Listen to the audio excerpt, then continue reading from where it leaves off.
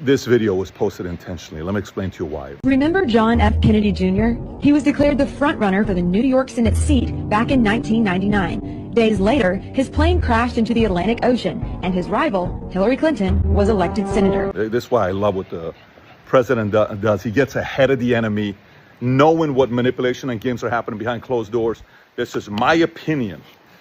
Last 2 days have been horrible days for Comey.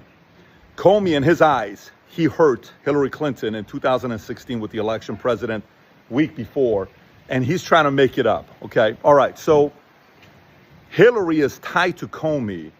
President Trump may have found out something that's going on behind closed doors that nobody else knows about.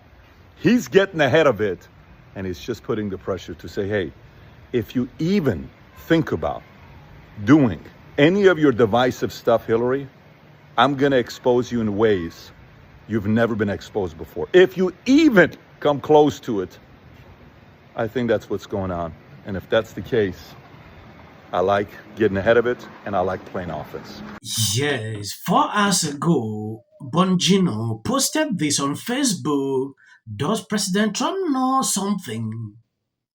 This has triggered a lot of people to be wondering what exactly is even going on. I believe you've seen this video. And he also posted this tweet. When you take a look at this clip from this crazy Hollywood actor, according to the person who posted it, Hollywood actor Ben Stiller made an announcement claiming that the Trump administration is looking for retributions against people that may say something wrong. There could be retributions from the government if you say something wrong. That's really scary. That is what he posted.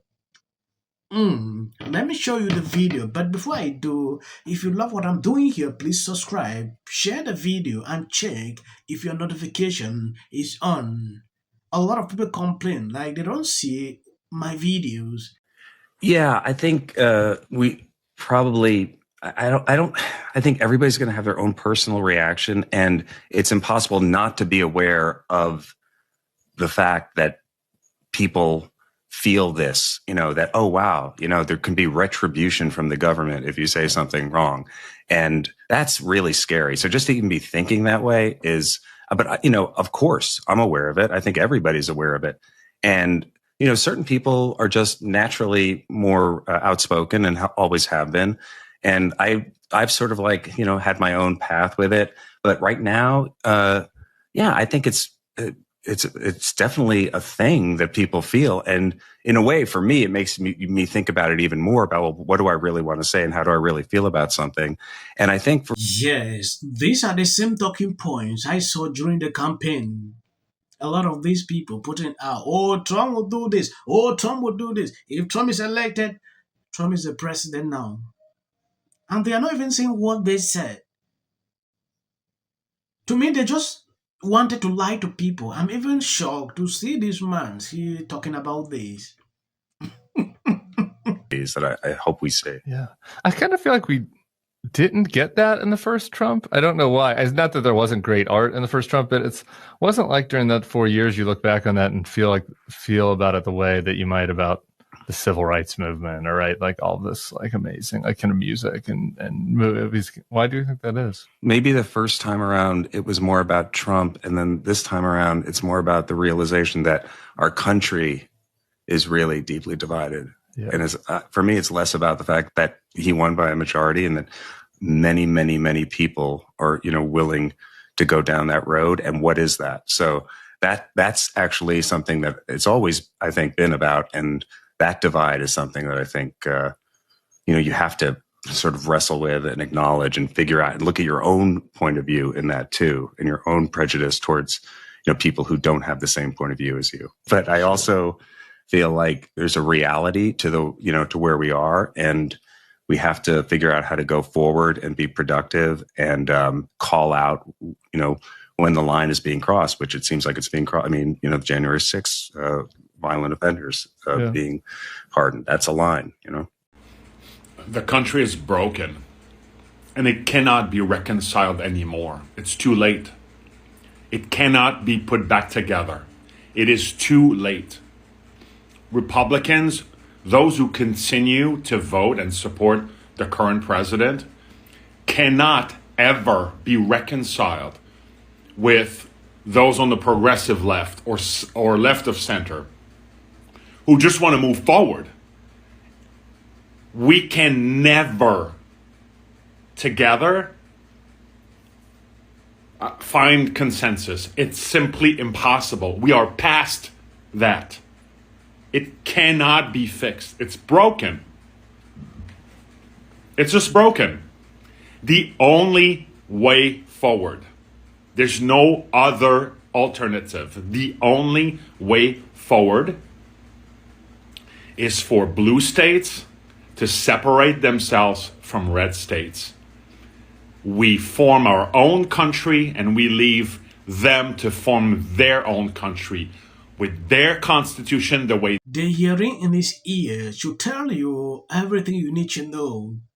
Just because Trump is struggling to bring back people together after these 4 years of Biden, now look at what they are saying. If he's not going, it's very okay for you to maybe flee to another country. I've seen a lot of people, one in New Zealand, now still in another country, calling Trump name every day. The TDS can't even really get out of them.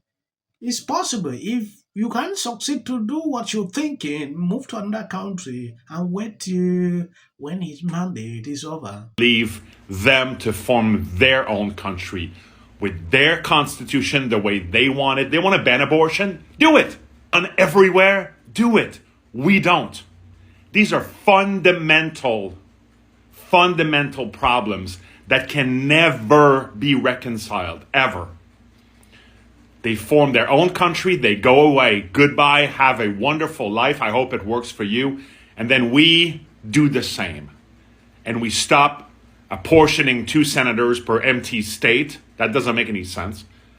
We move forward in a logical, common sense way. That's the only way that this continent can survive. It's over. The idea of this country is over. People who stand for abortion, look at the kind of examples he's quote. If they want to ban abortion, yes, they should do it. You know them by their word. Going now to Michelle Obama or Malia Obama, when you take a look at this, Malia Obama might be a copy-paste job. This lady is going viral. Some says maybe Obama taught these people how to steal. That is what I've seen on social media. A director of Natalie Harris says she's devastated after spotting her own film vibes all over Malia Obama's Nike commercial, the first ad Malia ever directed. A lot of people are talking about this. Let me play this video so you can see the similarities. She stole the whole idea. This is embarrassing. Like, seriously? Yeah, take a look at this. You will see the similarities. This is the Nike ad. She copied everything, doing the same thing. Really look at this. Copy work. I'm horrified. And we're back to our daily segment of Michelle Obama's terrible, terrible life. Boo effing who. People line up for my advice. And you're walking away like I'm stupid. It's like I've written books. I've given speeches. Why don't we choose more carefully who we're going to lionize? Not just us, but like the Harvards and the MITs of the world. Look how they lionized Epstein, not to mention the Bill Clintons. Why don't we choose? Yeah, someone responding to this video, this level of blind and narcissistic attitude has raveled through the entire Democratic leadership, created by their need to feel important when actually accomplish nothing, no holding any true intelligence. It's fantasy for fools. Someone responded to this video.